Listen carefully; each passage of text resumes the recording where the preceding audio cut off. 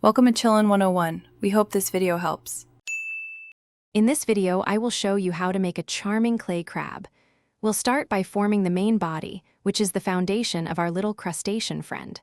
First, roll a small ball of clay, about the size of a golf ball.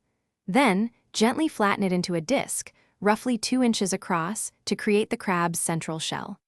This simple step sets the stage for all the fun details to come. Now, let's give our crab its distinctive legs and powerful claws.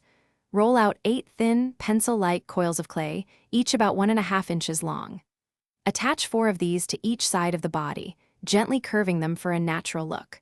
For the claws, create 2 slightly thicker, flattened coils, approximately 2 inches long, and secure them to the front of the body, shaping them into pincers. Next, we'll bring our crab to life with some facial features and shell details. Roll 2 tiny clay balls and attach them to thin stalks, placing them on top of the body for the eyes. Use a small sculpting tool or even a toothpick to gently etch a textured pattern onto the crab's shell, mimicking its natural surface. Finally, press 2 small, shallow indentations below the eyes to suggest a mouth. To complete our clay crab, we'll add some finishing touches and prepare it for curing.